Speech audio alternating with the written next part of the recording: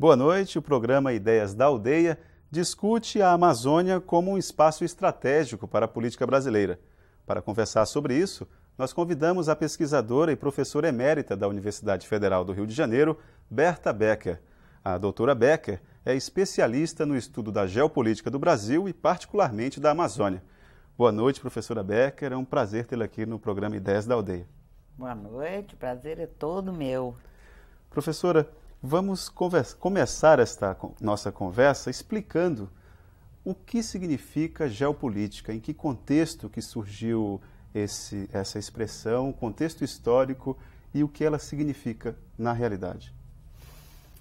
A geopolítica é o campo de conhecimento que analisa as relações entre poder e espaço geográfico.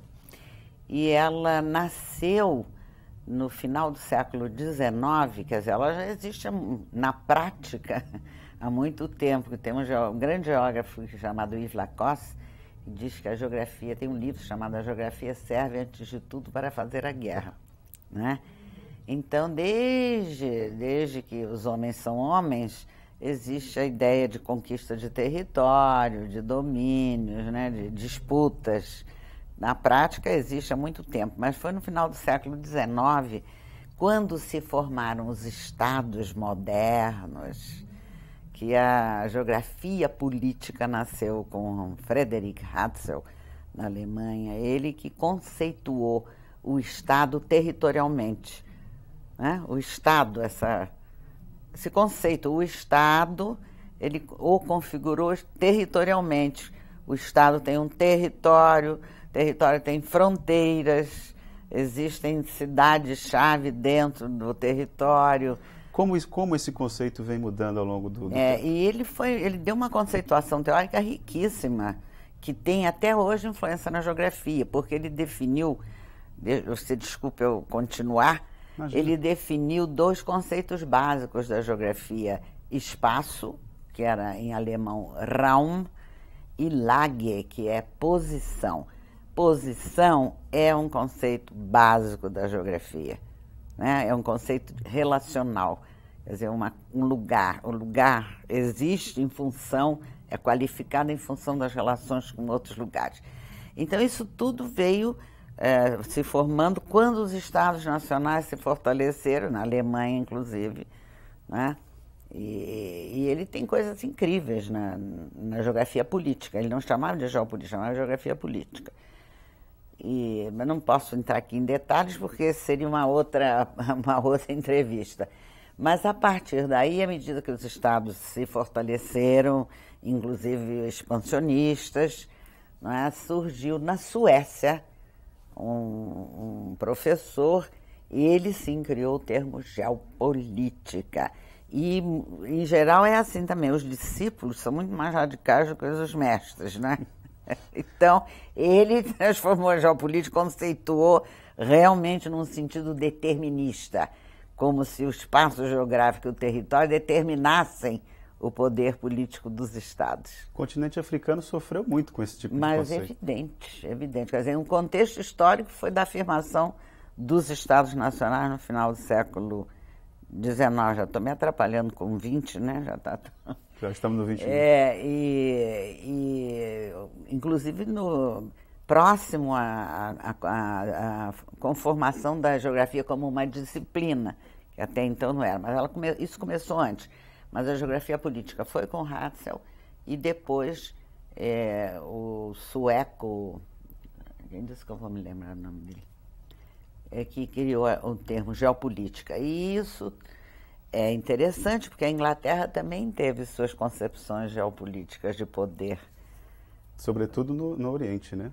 No Oriente, essa ideia de Heartland, coração da terra, isso veio da Inglaterra. Sir Halford Mackinder era um geógrafo inglês, Sir, very important, e ele teve toda uma concepção do mundo, não é? Uma distribuição do poder mundial em função da distribuição de terras e mares.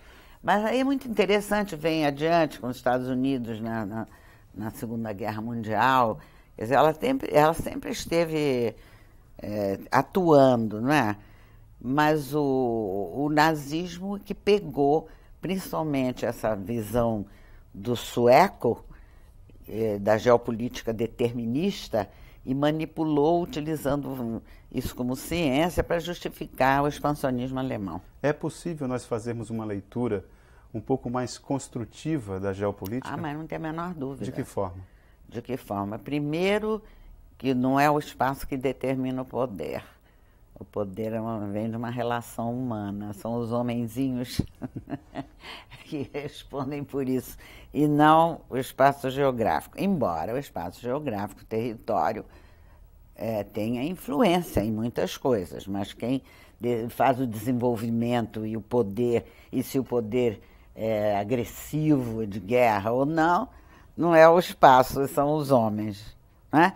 Número 2, hoje em dia nós estamos vendo que a questão da geopolítica não se reduz ao Estado nacional, porque eles só viam antes os Estados como os grandes opositores, conflitos entre Estados, guerra entre Estados. Hoje as regiões também. As regiões só não, múltiplos atores, né? As grandes corporações têm suas geopolíticas, suas estratégias territoriais ou não têm? De né? fato. As agências governamentais, o Estado junto com as corporações e as organizações de todos os tipos mundiais, ONGs, organizações religiosas e, finalmente, mas não menos importantes, os movimentos sociais que vêm se internacionalizando e têm suas próprias geopolíticas e suas estratégias, né? Professora, a região do Rio do Prata, também no final do século XIX, aqui no Brasil, foi uma região geopoliticamente importante para o país. Sem dúvida né? alguma. Existe algum paralelo que possa ser traçado entre aquela época e aquela região com a geopolítica na Amazônia? Existe alguma possibilidade de relação? A geopolítica na Amazônia foi extremamente importante desde o início da colonização. É porque não era dito assim na geopolítica, mas a Amazônia só permaneceu como parte de Portugal e depois do Brasil por causa da geopolítica, porque todos os esforços que foram feitos durante muito tempo pela colônia, pela metrópole portuguesa, nunca conseguiram trazer um surto de desenvolvimento econômico, atividade econômica, de povoamento integral da região. Quer dizer, ela permaneceu com Portugal e depois com o Brasil graças às estratégias territoriais, pequenos fortes na boca dos rios. É a grande questão que se coloca, como é que Portugal, sem gente, sem dinheiro, sem recursos, conseguiu manter uma extensão daquelas? Através de estratégias territoriais, apropriação da terra, posse, né? Utiposidetes, pequenas fortes nas bocas dos rios, dos afluentes que controlavam a circulação. Então, a geopolítica foi, na verdade, um grande elemento de povoamento, de manutenção dessa extensa região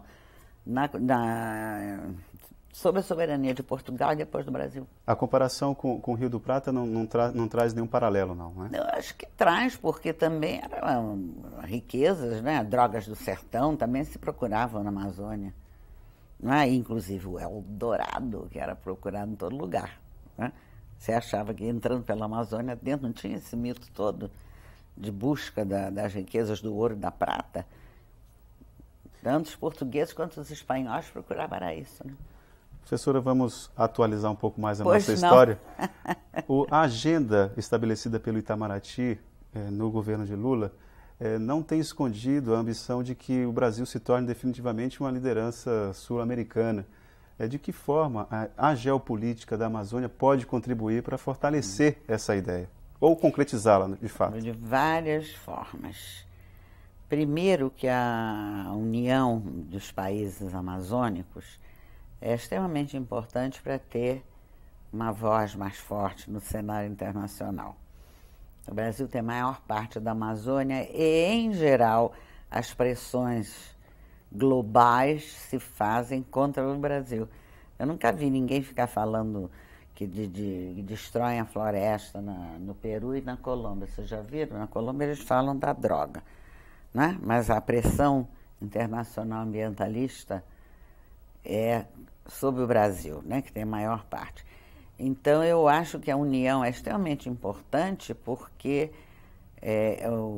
os países amazônicos poderão ter uma voz mais forte no cenário internacional, enfrentar pressões.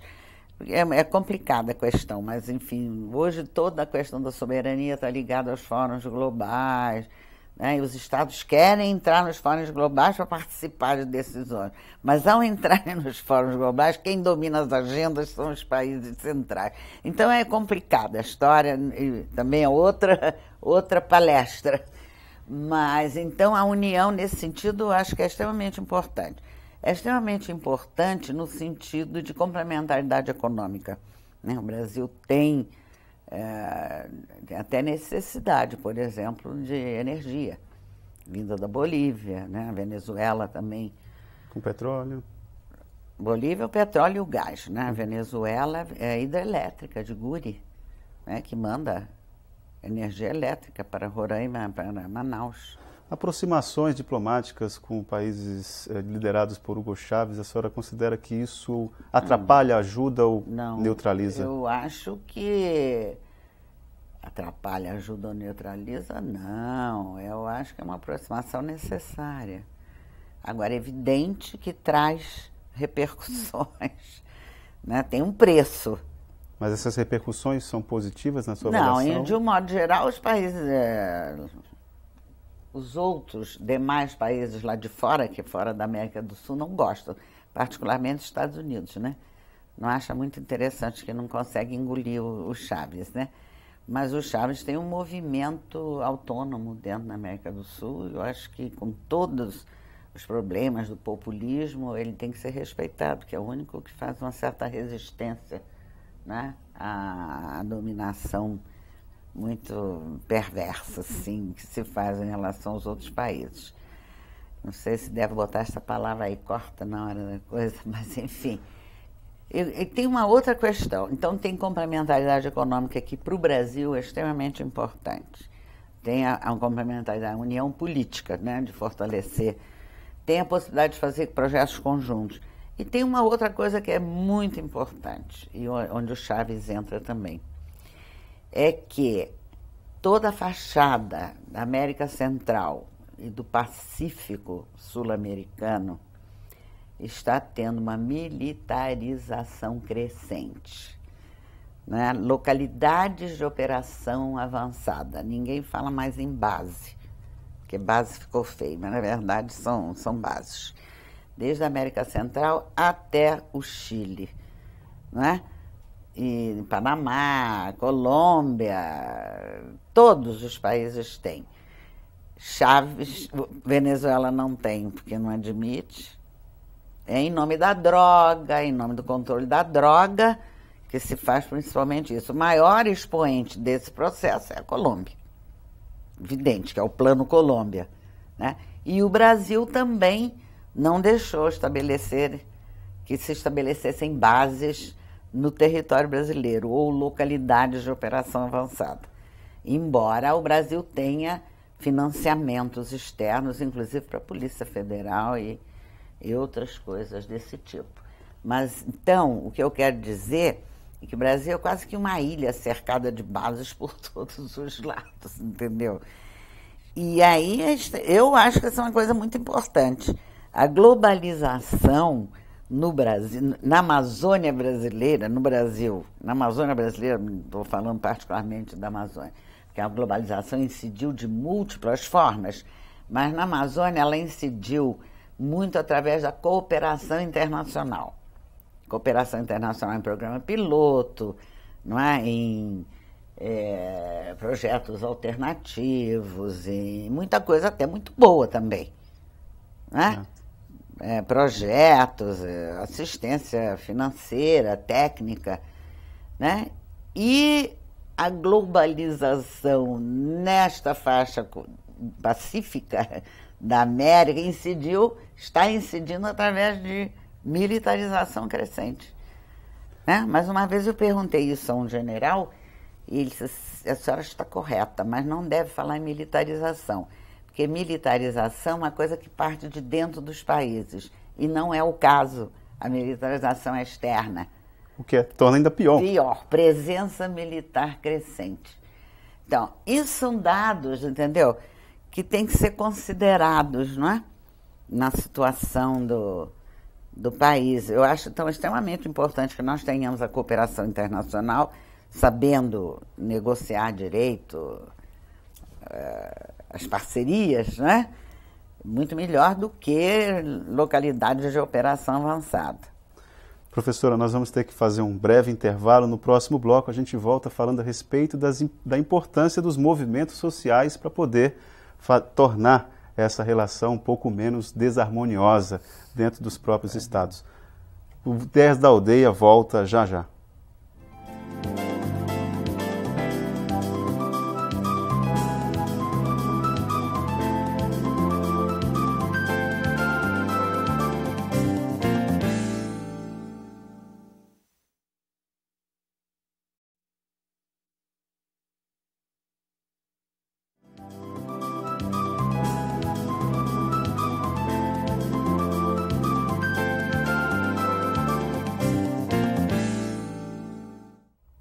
O programa Ideias da Aldeia está de volta e hoje conversando com a professora emérita da Universidade Federal do Rio de Janeiro, professora Berta Becker. Professora, no último bloco nós estávamos conversando a respeito desse processo não de militarização, mas de presença militar dos países desenvolvidos nessa região da América do Sul. E a senhora estava falando que o Brasil e Venezuela eram as exceções nessa região, correto? Eu queria saber da senhora como que os movimentos sociais podem ser mais participativos para garantir vamos dizer, uma relação menos desarmoniosa entre o cidadão, o Estado e essa relação geopolítica aqui na região da América do Sul. Eu primeiro tenho que fazer um lembrete. Eu não sei se a Argentina tem essas bases, não. Isso eu não tenho certeza. Mas para não generalizar excessivamente. Os movimentos sociais na América do Sul têm tido uma tendência à articulação muito forte, né? Como eu estava dizendo, Davos tem hoje Porto Alegre, né? Você tem esse contraponto simbólico, extremamente importante. Mas eu tenho hoje em dia, do que eu conheço da Amazônia, do Brasil e do mundo, que eu também viajo muito pelo mundo, né? Eu acho que os movimentos serão tanto mais efetivos e fortalecidos se houver possibilidades que o povo tenha trabalho e renda, sabe? Estou convencida de que eles demandam isso hoje. Houve uma conscientização muito grande por parte da população da Amazônia. Estou falando mais em relação à Amazônia, porque não tem cabimento falar isso sobre o sudeste do Brasil. Em relação à Amazônia, ela mudou, ela levou o patamar de suas aspirações. A população hoje quer se desenvolver, desenvolvimento sustentável, embora o sustentável seja muito diferenciado, o conceito de desenvolvimento sustentável muito diverso, de acordo com os diferentes segmentos sociais. Mas, de qualquer maneira, querem se desenvolver, inclusive os grupos indígenas com quem eu tenho conversado. Uma vez delimitadas as terras, eles agora têm outras aspirações. E os índios são extremamente espertos, são dos grupos mais espertos que eu tenho visto. Tem uma rapidez de aprendizagem que é uma coisa impressionante. Então, eles querem ter melhores condições de vida. Essa que é a verdade, né?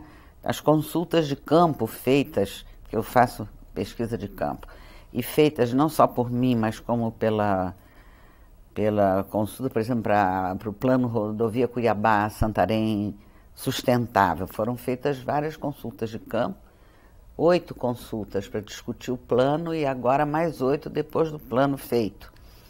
E o que emerge é uma coisa impressionante em termos das demandas da população. Então, eu creio que ela só vai, como dizem, os movimentos só serão efetivamente empoderados, né, quando tiverem condições melhores de vida.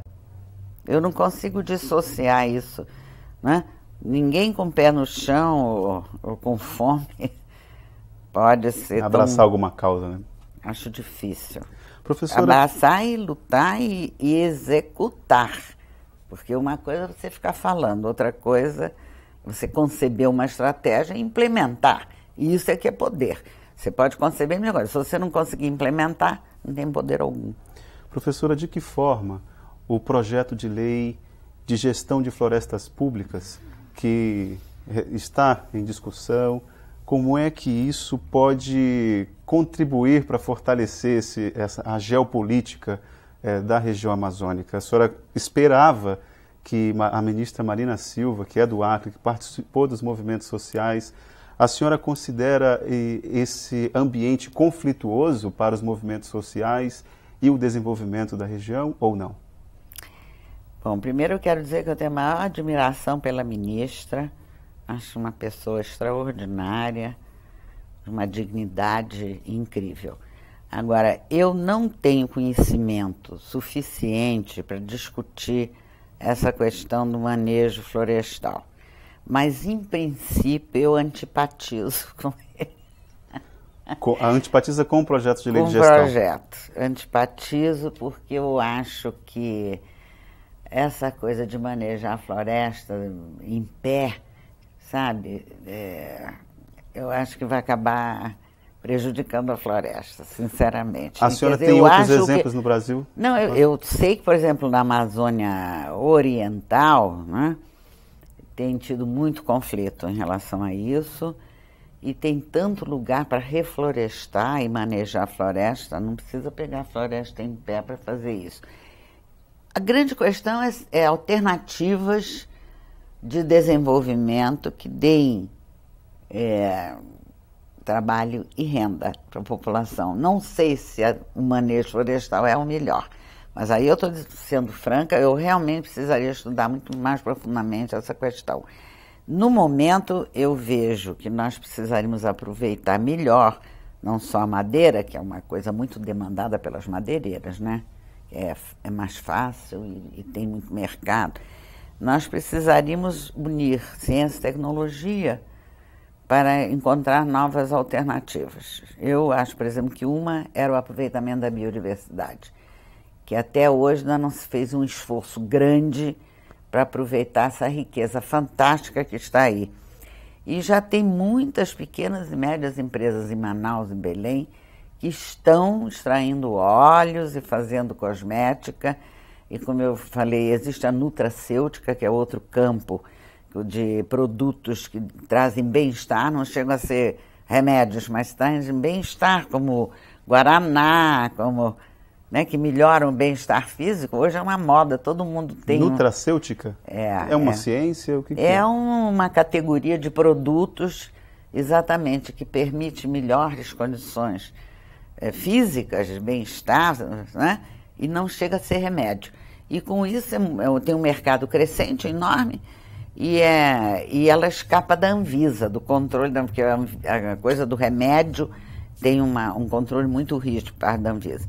Mas eu acho que nós podemos fazer remédio também, fármacos, inclusive olhando para dentro do país, da região e para a saúde pública. Nós não podemos competir, talvez, com os fármacos, com os laboratórios, os grandes laboratórios farmacêuticos do mundo, mas nós temos um problema de saúde terrível no Brasil e temos um grande mercado interno. Acho que poderia ser aproveitado. Enfim, valorizar a biodiversidade nessas três áreas, de fármacos, da nutracêutica e da dermocosmética. Essa dermocosmética que está mais em vento em polpa, né? Tem a Natura, a Boticário, essa turma toda, mas tem que aproveitar o pessoal daqui, fazendo cadeias produtivas, que vão desde o âmago da floresta, né, em etapas, agregando valor. Isso está dentro do processo de manejo florestal, professora. Tá. O manejo sim, mas não sei se faz parte da gestão de florestas públicas. Mas esse processo todo de cadeia produtiva, esse acompanhamento é feito no processo de manejo. Né? Tá bem, então tá ótimo. Né? Professora, funcionar. Esse embate a respeito do agrobusiness, do fortalecimento da agricultura, essa discussão tem lógica e tem alguma relação com essa discussão a respeito de geopolítica na região amazônica? Mas é claro, a geopolítica interna, né? São dois grandes modos de uso do território que estão em confronto. O cinturão soja-boi, que ocupa o Cerrado, está indo até o Maranhão, Piauí, Bahia. Pará também? Imagina, claro, o Pará, passando pelo Pará, Tocantins, as áreas desmatadas, Rondônia, e se estendendo para a Bolívia. Eu me pergunto se não vai se estender aqui para a Boca do Acre, para aquela área, não sei, porque já está entrando o Maitá, que tem campo, né? Tem cerrado no estado do Amazonas. E de outro lado, a grande faixa florestal da Amazônia brasileira e sul-americana. Então você vê um confronto gigantesco entre dois modos de uso do território em ecossistemas diferentes. E o grande problema é que os dois têm valor muito alto, porque a soja e o boi, ninguém pode dizer que não é importante para o país. É a base da economia de exportação, uma das bases extremamente importante, né? Embora não tenha um preço muito alto. Não, caiu muito o preço. Mas tem muita tecnologia, quer dizer, foi um avanço muito grande, né? Porque o Cerrado até a década de 70 não tinha nada. Né? Então houve uma revolução científico-tecnológica. Isso que eu estou querendo para os ecossistemas amazônicos. Entendeu? Eu tenho dito sempre, vou ter que repetir, que o Brasil já fez importantes revoluções científico-tecnológicas na exploração do petróleo em águas profundas, é uma revolução nacional brasileira. A transformação da cana em combustível, cana-de-açúcar, é uma revolução tecnológica do Brasil. O Cerrado, né, que permitiu a expansão da lavoura da soja. Está na hora de fazer uma para os ecossistemas florestais. Eu vejo como importante a biodiversidade, por causa dessas três coisas. A outra coisa que eu quero acrescentar é que tem que pensar nesse novo modelo, numa revolução científico-tecnológica. Eu estou propondo o aproveitamento da biodiversidade, mas pode ter outras coisas. Um novo modelo de reforma agrária, que substitua esta coisa que eu acho muito obsoleta de projeto de assentamento todo picadinho, fragmentado, que o indivíduo tem 20 hectares, porque dos 100 ele só pode usar 20, e que no estágio atual da técnica 20 hectares não dá para sustentar a família. Aqui nós temos os assentamentos agroflorestais. Pois é, o Acre é um estado completamente diferente. Né? Então, isso, por exemplo, as experiências do Acre, eu acho que a gente deve, eu pelo menos vou querer saber muito mais, porque eu tenho trabalhado mais agora lá na Cuiabá-Santarém, na elaboração do Plano Amazônia Sustentável, PAS, que até hoje não foi aprovado no Congresso, está pronto desde 2003. E então eu preciso aproveitar mais as experiências do Acre, inclusive para ver como pode dar um salto maior ainda no Acre e como pode aproveitar isso adequado a outras regiões. Tem que ter escala na Amazônia, não pode ser uma coisinha miúda só, que a turma não subsiste. Né? E o Acre tem experiência incrível, inclusive a Resex. Né? Professora, a senhora veio aqui participar também, além das discussões a respeito da geopolítica, veio lançar o livro Amazônia, Geopolítica na Virada do Terceiro Milênio. Eu queria que a senhora falasse para a gente um pouco do que está escrito aqui. Eu sei que a senhora já fez bastante reflexões a respeito disso aqui nesse programa, mas a senhora poderia sintetizar um pouco do que a senhora tentou passar, transmitir com esse livro? Eu tentei mostrar que, tanto do ponto de vista global, quanto do ponto de vista nacional, quanto do ponto de vista regional, a tendência do mundo contemporâneo é voltar-se, intensificar a produção. Isso é a mensagem que vem de fora para cá, e do país e da região. Em nível global, o que eu chamo a atenção é o processo de mercantilização de elementos da natureza. Ar, água, vida, são transformadas em mercadorias fictícias. Fictícias porque não foram produzidas para venda no mercado, mas que são transformados em mercadorias através de fóruns globais que geram mercados reais. Como maior exemplo, o mercado do ar, do Protocolo de Quioto. O que é o Protocolo de Quioto, senão o mercado do ar? Troca de cotas. Não é verdade? Uhum. E já existem grandes empresas envolvidas nisso. É uma verdade. Então, na Amazônia, como é que isso rebate na Amazônia? Poços de carbono, que alguns nós conhecemos, outros nós nem conhecemos, que é uma coisa meio não divulgada. E como eu já disse também, economia de escambo, porque dinheiro que é bom, ninguém vê, é uma troca, né? Então, todo aquele modelo da década passada, que era de conservação, proteção, preservação, na verdade, hoje há uma tendência no sentido de uso do capital natural. Tá? Através disso, dos poços de carbono, certificação de madeira, manejo florestal, está tudo aí. Quer dizer, não é? É verdade? Professora, eu queria que a senhora fizesse uma breve reflexão. Deixa eu terminar, desculpe, eu sou professora, né? Tenho que me meter. Do ponto de vista nacional, qual é a plataforma do governo, PPA? Retomar o crescimento econômico com inclusão social e conservação ambiental, do ponto de vista da Amazônia, né? O PAS é excelente, o Plano Amazônia Sustentável, mas até hoje não foi aprovado, repito, deveria ser. E regionalmente a população quer se desenvolver. A Amazônia não é mais a que era em 1960. É uma região muito mais complexa, com múltiplos atores, e todos querem se desenvolver. Então, tanto em nível global, como nacional, como regional, a orientação é para a produção. Está entendendo o que eu quero dizer? Agora, não é qualquer produção, não. Uma produção que traga riqueza, gere riqueza, trabalho, renda, não é? Para a população e redistribua essa riqueza com trabalho e renda, está entendendo? E sem destruir a natureza. Por isso que eu falo nas minhas cadeias tecnoprodutivas de biodiversidade, em biodiversidade. Porque essa é uma maneira de produzir riqueza, trabalho e renda sem destruir a floresta e fazendo a inclusão social. Professora, eu queria que a senhora fizesse uma breve reflexão. Desculpe. Imagina, de forma alguma. A respeito do papel, pode, por favor. A respeito do papel da cultura nesse processo todo. Como que o elemento cultural pode contribuir para tornar mais rápida essa resposta tão lenta que vem do poder público, né? Pelo que a senhora está reclamando. Ah, é. Realmente, a resposta é lenta e o setor privado avança com muito mais rapidez, não é? Logísticas poderosas do que realmente o poder público. O poder público também ele vive um conflito, pressões, conflitos de interesse que, de certa maneira, imobilizam a ação mesmo. Não é uma coisa fácil, as pressões nesse país não são fáceis. Mas eu acho a coisa cultural fundamental, tanto para o bem quanto para o mal.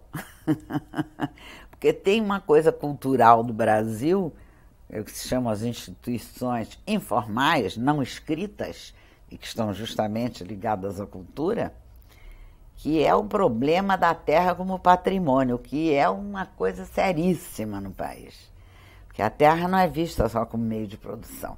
Desde o período colonial, foi herança de Portugal, a terra é patrimônio, é status social, é poder político, não é? E é reserva de valor. Vamos nos apropriar para o futuro, não precisa produzir agora. O Brasil cresceu nesse sistema, né? Com essa cultura que era das elites e que passou para toda a sociedade. Todo mundo quer ter a propriedade da terra, nem sempre para uso, e às vezes quer usar, mas não tem como. Entendeu o que eu quero dizer? Então tem um elemento cultural aí que é pernicioso, no meu entender, que a gente tinha que tentar mudar essa cultura do patrimônio, a terra como patrimônio. A outra coisa que fica da da questão cultural também, e que é um problema, eu acho que na Amazônia muito grande, e está ligada com a questão da terra, quer dizer, está ligada com toda a trajetória histórica da sociedade brasileira, é o capital social que não é consolidado, né? Que são os códigos de conduta, as práticas sociais, as representações mentais, que muitas vezes não são nem reconhecidas. E eu acho que isso é um problema sério. Não tanto no Acre. O Acre é um estado muito sui generis. Eu acho que aqui foi talvez onde mais se avançou, né? É o estado em que mais se avançou no sentido de formar o capital social, né? No resto da Amazônia é muito difícil, porque as linguagens são diferentes, né? Formam-se associações, não há capilaridade nas iniciativas, né? Toda essa coisa de capital social que poderia existir, eu acho que não foi nunca bem considerado, e nós não temos isso. E se você não tiver o capital social, você não tem uma força motriz importante dentro da sociedade. Então, eu falei os lados negativos da cultura, Deus me perdoe, mas tem os lados positivos, como eu acho que o Acre, estou elogiando muito, não é porque eu estou aqui, porque eu acho que realmente o Acre é diferente. E aqui os movimentos sociais tiveram um papel fundamental. Fundamental, e tem um capital social talvez o mais avançado, né? Dentro da Amazônia, Cuíca do Brasil. Cuíca, quiçá, você sabe que tem um político brasileiro. Professora, infelizmente o nosso tempo se esgotou. Gostaria de agradecer a sua presença aqui no programa Ideias da Aldeia. Eu que agradeço. Obrigada. E esse foi o nosso Ideias da Aldeia de hoje. Até o nosso próximo encontro.